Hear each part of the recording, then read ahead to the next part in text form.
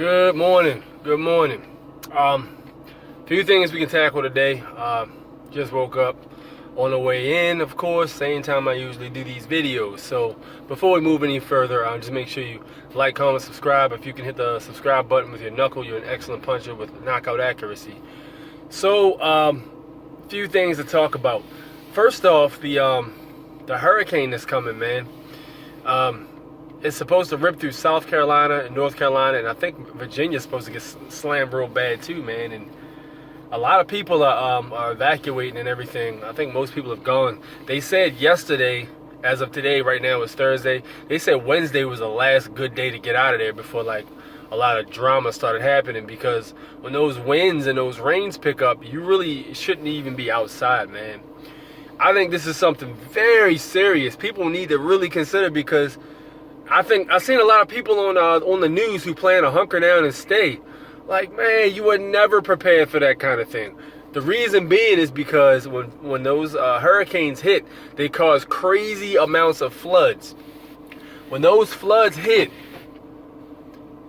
like, you don't have any way to get around. And if you do have a way to get around, you have no way to buy food. You might have some food and water saved up, but you have no idea how long it's going to be before disaster relief strikes, man. So, I mean, I don't know if I haven't even looked at the news today yet, but if it hasn't started raining or anything like that yet, man, if you're hearing this and you're down there, man, get out of there, man. If you can, go somewhere safer, because it's simply not safe to be there, man. They've already declared a state of emergency, and they've said that if you decide to stay, you're pretty much on your own.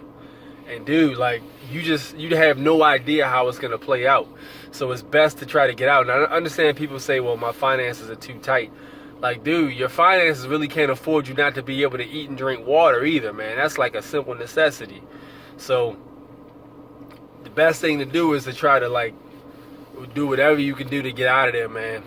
You know, that is a serious situation. I remember watching the news with the Hurricane Katrina thing, and man, those floods were so bad. There was people on top of roofs, like literally waving SOS flags to get helicopters and air support to come pick them up, because they were screwed, man. Like, all they had was that little bit of space on their roof. The whole house was flooded. It was water all inside the house, so all the food's contaminated automatically. The water's probably disgustingly filthy and overrun with sewage.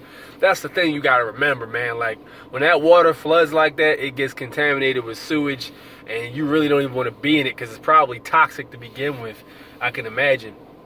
I've seen a lot of people on Twitter complaining about, like, people leaving animals and stuff too, man. Yeah, bring them with you, man, because, you know, they deserve to live just as much as you do. So yeah, bring those animals with you, man.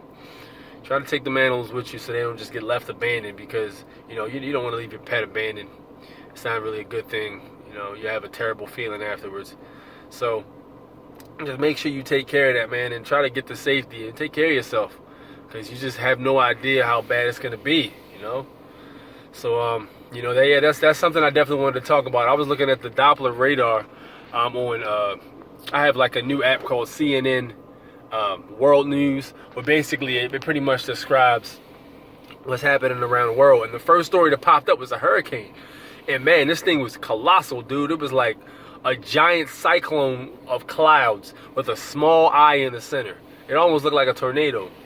So, yeah, it's definitely one of those things you gotta be very careful of. So another thing I wanted to talk about before I head in, I know I'm wild late, but I really didn't have time to get around to it. The Serena Williams and Naomi Osaka thing, man. Yeah, so I didn't see the match. I just heard about what happened. I saw highlights. Naomi Osaka, she is very precise and very technical and accurate. Serena Williams is definitely built more athletically, with more muscle and more mass than Naomi Osaka. But in that kind of sport, technique, of course, counts very much. It's just like jiu-jitsu. Like, if you have a small, skinny person with excellent technique, and you have a big, brolic, solid dude that doesn't know what the fuck he's doing, the skinny guy's gonna break that guy up every fucking time. It's just the way shit is. So with that said, like it's not a combat sport, of course. Tennis isn't a combat sport, but it's still, I think the same principles apply. Like it's technique, it's angles, when to strike, how hard to hit the ball, where to place the ball at, when to serve, psychological throw-offs. There's a whole lot of different things that go along with it. And I think Naomi Osaka flat out outclassed her. Now, I understand some of the calls that Serena got deducted a point, and then, you know, some of the things she had done, like slamming her tennis racket. That was, you can make an argument that that was poor sportsmanship. You can make that argument, but I mean, what the hell was that dude's name that used to play tennis? What was that? I think it was John McEnroe or some shit like that. I can't remember what his name was, but he was like a super asshole doing tennis. And he used to cuss out refs and everything. And nobody ever really, people always labeled him as passionate. Just like the gentleman from the Chargers. I used to watch NFL. What the hell was that guy's name they used to play on the Chargers? I can't remember his name, but he was a quarterback, big, brolic, solid-looking white dude.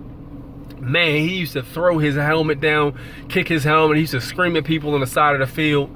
Whenever like he got a bad call or something like that, or whether a player messed up or this other team got a touchdown, and people would always say, "Oh, he's so passionate about the sport. He's so passionate that he cares and it matters to him. That's why he's so loud and aggressive." But yet, Serena Williams did it. She's a bad sport. This and that. This and that. It's obviously a double standard and a stereotype there associated with black people. And there's no way you can sidestep it because there's no other excuse for it. Let's be real here. I mean, the fact of the matter is the shit is built and soaked in like, you know, holding black people in a higher scrutiny position than it is holding, of course, white people. I mean, it's just the way America is. It doesn't surprise me at all. And this is another reason why when Naomi Osaka won, who's also a black woman, like, let's not get technical here. She's half Japanese. Her father is Haitian, which she adamantly insists that you acknowledge every time you interview her. I've seen her do it 3 times. They always ask about her Japanese heritage. She directs it right to her father being Haitian because Haitians are very proud people. The Haitians are proud. The reason why the Haitians are so proud is because they beat the shit out of it wasn't Americans, it was the British. The French, everyone who went over there got their asses whipped. When they tried to enslave the Haitians, 1804 they had their revolution, and they pretty much killed all the slave masters and everybody that came over there to subjugate them. And they won their own independence and freedom in 1804. So they're very proud to be Haitian, which they should be. You know, you beat a force that strong that's been dominating people of your skin color all over the globe, then yeah, you should be happy for that. And anybody who doesn't like the fact that they slaughtered the slave masters is a goddamn racist. Because why the fuck would you be okay with a race subjugating another race into slavery, but however you don't want to see that race defend themselves from being slaves? So don't label it as a massacre, label it as a fight for freedom. The same shit. It's the same shit. The same shit they did when they left fucking the goddamn Europe to come to America and take the damn land from the natives. It's the same shit. The only thing is, it was probably less bloodshed, of course, on Europe's behalf. They didn't murder motherfuckers like that in Europe, but not as much as probably Haiti did. But I'm not a historian, so don't quote me on that. But as far as that goes, when they came over to America and they took the land from the Native Americans, man, it was like, so y'all, it's okay for y'all to do this, but when people don't want to be subjugated and murder your ass, and it wasn't about murdering no white people, because that's not what happened. It was white supremacists. The people who wanted to enslave them were the ones who got killed. There were still white people that inhabited Haiti that were not disturbed or messed with because they weren't trying to subjugate the Haitian people. So don't let people twist that fucking narrative, because that shit happens all the time.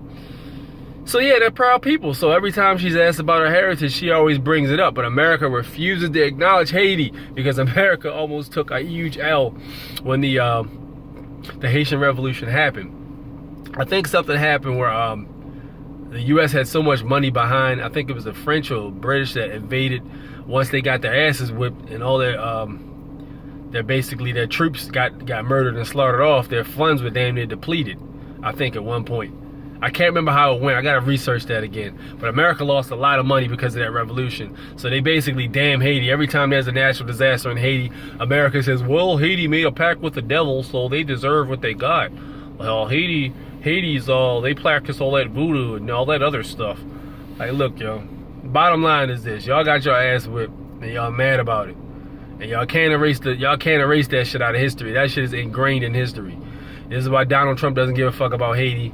This is why America in general doesn't give a fuck about Haiti. When the earthquake happened a while back, man, they were just showing pictures of big ass cranes of body parts being moved. Like that shit was, like they were moving those bodies like it was goddamn leaves in a yard, man. And they were showing that shit on the news with utter disregard, man. It was like, why the hell are y'all showing this shit, man? I understand y'all want to depict what happened and shit, but that shit was excessive to me, man. It was excessive. But that's the world we live in. So with that said, I'm gonna go ahead and sign off here. What do you guys think though? What do you guys think about the whole Naomi Osaka and the whole Serena Williams thing? And then also, you know, with the hurricane, let me know what's going on with that. If anybody's watching from down south, try to let me know what's going on, man. Keep me updated or whatever. If you guys are in a safe spot, you know, let me know. You can comment down below. And please take care of yourself, man, because these hurricanes can get nasty. Nasty. It can completely... I know people living in Maryland now that moved and migrated from down south when Hurricane Katrina hit. Like, it's not a game, man. People move from Louisiana all the way up here. So yeah, Maryland's one of them spots that people move to. So yeah, like, comment, subscribe. Let me know what you think. Put your comments at the bottom. And meanwhile, I'm gonna punch this clock, of course. I'll take care. Peace.